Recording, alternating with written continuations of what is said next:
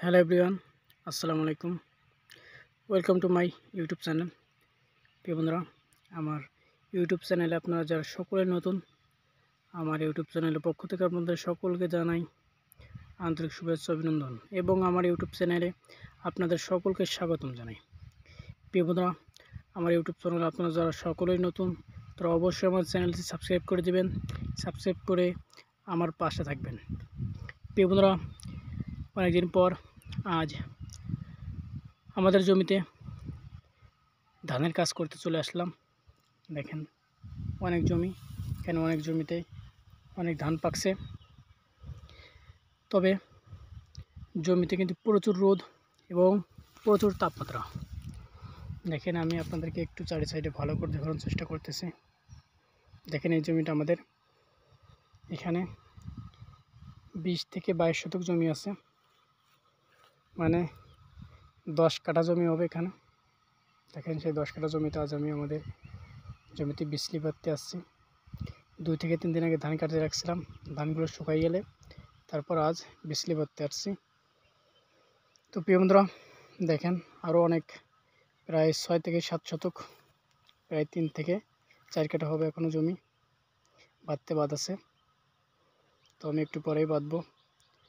আর অনেক রোদের ভিতর কাজ করতে অনেক কষ্ট হচ্ছে, অনেক তাপমাত্রা। দেখেন আপনারা আবহাওয়াতে দেখলে বুঝতে পারতেছেন, ভিডিওতে দেখলে অবশ্যই বুঝতে পারতেছেন যে কীভাবে তাপমাত্রা আমাদের এলাকায়, আমাদের খুলনাতে প্রতিটা কৃষকের অনেক কষ্ট হচ্ছে এবছর ধান ঘরে তুলতে। অনেক তাপমাত্রা পড়তেছে, অনেক রোদের ভিতর কাজ করতে হচ্ছে প্রতিটা কৃষকের।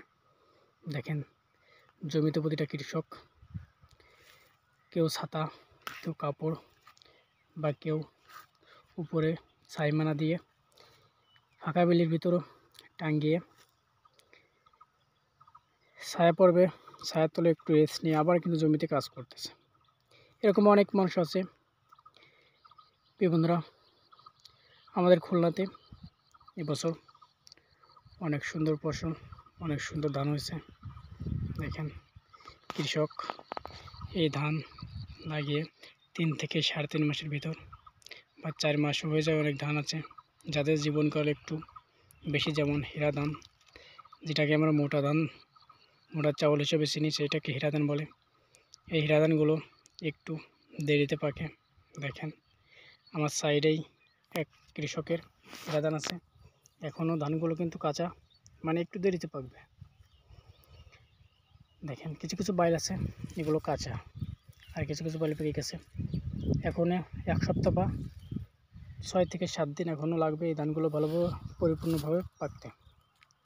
পেকে তারপর কাটবে, ভালোভাবে পেকে পাকা হয়ে গেলে কাটবে। তারপর ধানগুলো কাটা হয়ে গেলে বিচলি বা আটি বেঁধে বাসায় নিয়ে ধান মেশিনের সাহায্য বা আসবাবপত্র যে কোনো জিনিসের সাহায্য ধান মাড়াই করে বাজারজাত করবে। বাজারজাত করে কিন্তু আমাদের যারা শহর অঞ্চলে বসবাস করে এবং অনেক দূর প্রান্ত অনেক মানুষই থাকে শহর অঞ্চল, যারা কৃষিকাজের ভিতরে জড়িত না, কৃষিকাজ করতে পারে না, তারা কিন্তু সব কিছু কিনে খায়, চাল ডাল সব কিছু কিনে খেতে হয়। বেশিরভাগের যে চালটা জিনিসটা অনেক দামি হয়ে যায়, কিন্তু এই চাউল কিন্তু অনেক দূর প্রান্ত চলে যায় আমাদের এই কৃষকের জন্য। শুধু আমাদের কৃষকের এই অক্লান্ত পরিশ্রমের কারণে, অনেক পরিশ্রম করে, অনেক কষ্ট করে ধানগুলো বাসায় তুলে বাজারজাত করে, আপনারা যারা অনেক টাকা পয়সার মালিক আছেন, অনেক বড় লোক মানুষ বা যারা প্রভাবশালী লোক, তাদের কাছে কিন্তু এই ধানের চাউলটা কিন্তু পৌঁছে দেয় আমাদের কৃষক। তাই আমাদের প্রতিটা কৃষককে, আপনাদের সকলকে কিন্তু সম্মান এবং স্নেহ ভালোবাসা রাখাই উচিত। তো আপনারা ইদানিং অনেকেই দেখছি যে কৃষক হলেই তাদেরকে কেউ সম্মান করে না, কৃষক হলে তাদেরকে কেউ দাম দেয় না।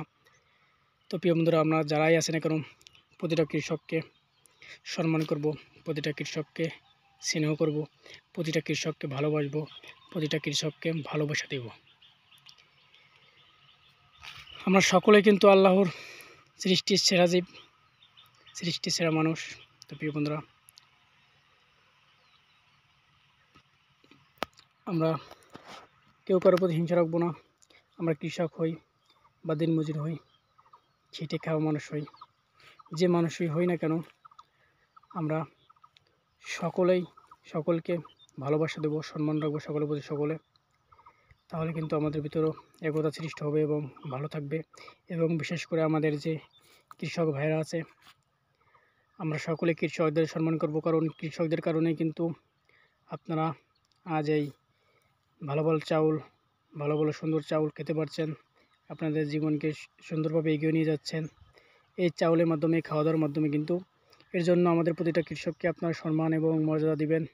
তো প্রিয় বন্ধুরা, আপনারা সকলে ভালো থাকুন, সুস্থ থাকুন এবং আমার ইউটিউব চ্যানেলটা আপনারা সকলেই সাবস্ক্রাইব করে দেবেন যারা আপনারা নতুন আসেন।